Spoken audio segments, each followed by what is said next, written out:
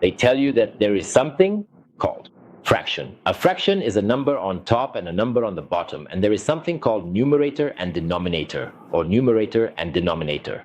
What does that mean? When I tell you that the change equals the future over the future, it's the change from the future over the future. But let's make it a bit easier. Compliance will equal, we need to understand the change of the denominator in the large denominator, because we need to understand the change of the large denominator.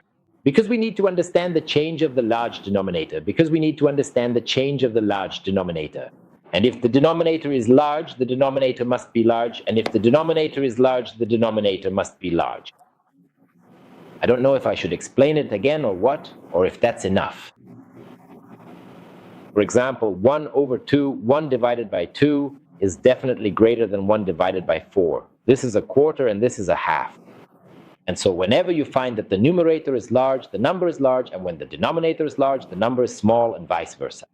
When you find the numerator is small, the number is small. When you find the denominator is small, the number is large. This is important. The compliance is in the denominator being large.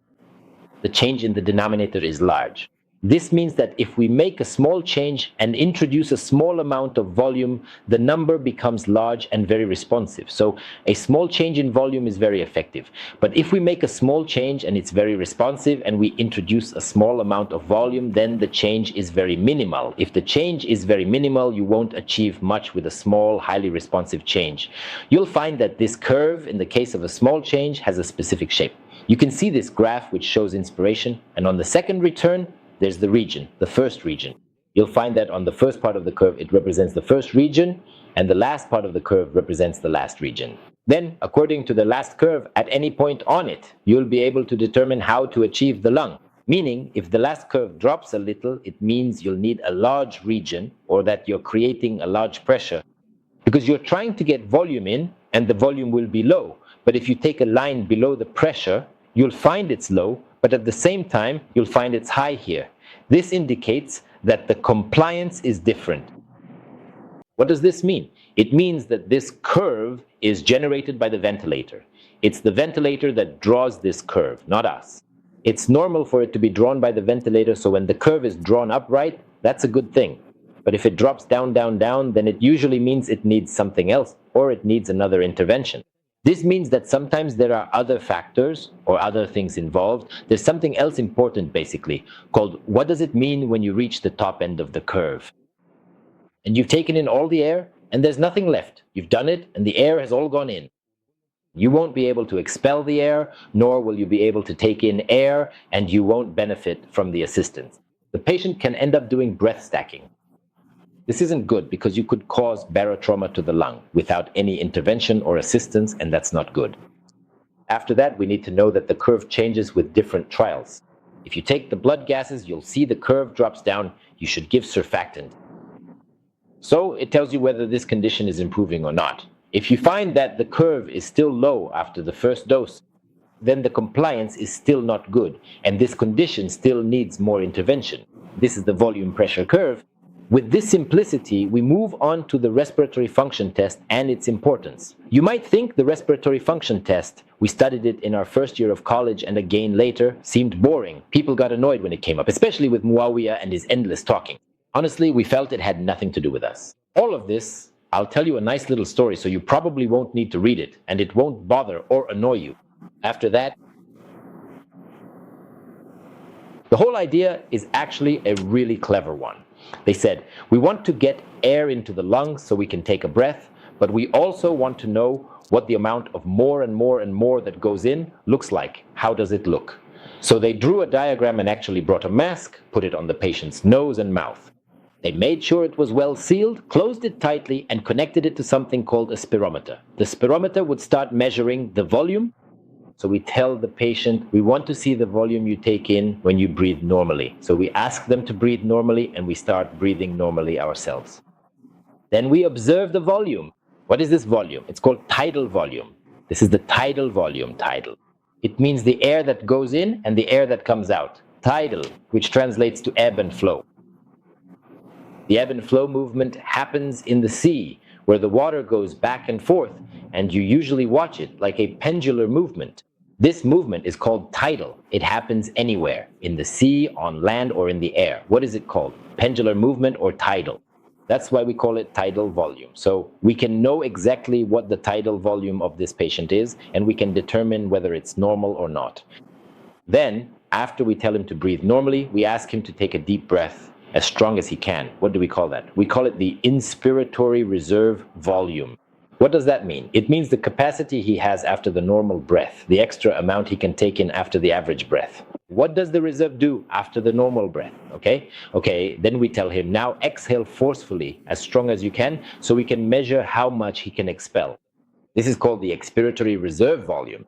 We can see whether this person has a good reserve after the normal breath just by testing how much they can exhale.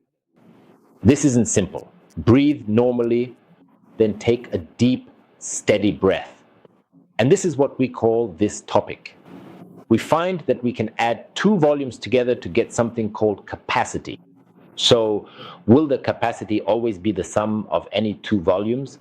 We find that we can add up all the volumes present in the lung, starting with the volumes that remain in the lung after exhalation. That means if you don't get rid of the volumes that stay in the lung, they remain there for a while. These are called the residual volumes in the lung, and they don't show up, but they are very important in forensic medicine. I'll leave that for people who want to look it up. It's a fun riddle, and the volume in forensic medicine is interesting. Okay, so the equilibrium will come after the steady state. Let's continue with the total lung capacity, which isn't that important. The whole story we've been talking about is just to understand something called the functional residual capacity.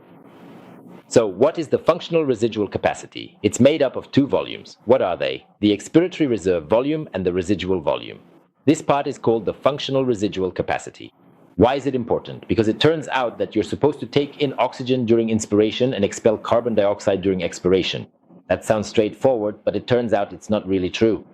For example, they tell you that you take in oxygen during inspiration, but that's not true at all, nor do you expel CO2 only during expiration. That kind of talk is for elementary school, but now that we've grown up, we realize that's not true. What's the proof that But when you put a pulse oximeter on yourself, for example, you find that the oxygen level remains steady, even when you're exhaling. But if you only took in oxygen during inspiration, then during expiration, you shouldn't have any oxygen left. The oxygen should decrease and there shouldn't be any saturation. Why is that? Because it turns out that you take in oxygen and expel carbon dioxide, not just during inspiration. Expiration is the inspiratory switch. What did we say this is? It's the expulsion of volume, meaning it renews the functional residual capacity. The functional residual capacity is where oxygenation and ventilation actually occur. That is, the CO2 touches this area, which represents the expiratory reserve volume together with the residual volume. These two together are the volume of air present in the lung. Really, it's not something theoretical, it's real. For example, if you imagine it, there is a diagram for it, but I don't think many people understand it. If you imagine this is the alveolus like this, you'll find that there is a part of the air. The first part is the residual volume, which does not come out. Then you find the expiratory reserve volume, which comes out only with forced expiration. And the one above them is the tidal volume, which comes out. And this air enters the alveolus, and there is a small amount of air. At first, some of them are the renewing ones, the expiratory reserve volume and the residual volume. They do not leave, but they are renewed. It doesn't mean they never leave. You can take oxygen from them and accumulate carbon dioxide in them. No, they are renewed. Who gets renewed? But this renewal happens in the alveoli, and therefore in the entire lung, it is the one that remains stable. It remains stable as renewed, but not as constantly renewed. Structurally, carbon dioxide exits from it and oxygen enters. This part remains connected with the capillaries around the blood vessels. Because the alveoli have blood vessels, since blood is needed for carbon dioxide to enter the alveoli and for oxygen to be taken from them. So there is a continuous and ongoing connection. It is not only related to inspiration and expiration. It becomes clear that inspiration and expiration, as soon as they perform the exchange, but specifically, the transfer shifts to the capillaries. and carbon dioxide exits from the capillaries, so the process can be small, simple, and gentle, like the air that contains the target it holds. It works like the target that has the capacity, the mesh, and the contact for the target is contact with the capillaries, and thus there is continuity. But oxygen enters little by little and carbon dioxide is taken out. But all of the essential functions are actually working inside the chamber, with the capillaries that completely surround it. What is the importance of this rather unusual story? Why do we care about this? Because it's truly a very clear and helpful way to understand that he will have good oxygenation and good ventilation if this process happens as described. If he has good functional residual capacity, if the space in this chamber is large, then he will have a lot of oxygen and will be able to take in a large breath, so he will have good oxygenation and ventilation. And after that, the most important thing you can do in respiratory support is to improve the functional residual capacity, my friend. What we don't know, of course, is how to improve it. You will find that the increased space comes with increased space. How do you increase this space? Imagine a balloon here. If you put a balloon, what will happen? You will inflate it, this area will get bigger, and you will increase the available space. As it gets bigger, there will be more air, more oxygen, and more carbon dioxide exchange. A lot, meaning you get a significant amount of carbon dioxide or CO2 out of your system. That's exactly why we say you should use, for example, a device like a BiPAP or even a regular CPAP, which provides regular pressure to help with breathing. So you do inflation and inflate the lung like that, which is good. But when you add, say, an inspiratory pressure, you set another pressure with IPAP. What does that mean? It means you increase the pressure, you create something, and you improve something else. The PEEP, which is the mean airway pressure. The mean airway pressure is what improves the functional residual capacity. You see, it's a bit of a long story, but it's important to understand it this way so that you get it all at once in the end. And let's wrap up this topic so that when someone tells you, I gave the patient CPAP, and then I found that his carbon dioxide was high in the blood gas, so I had to put him on non-invasive ventilation to improve it. These functions are basic, so you understand what these basic functions are and what it means to improve them, how to improve them, what they actually do, and what they're made up of, and so on. I think with this, the topic becomes simple and we can understand it.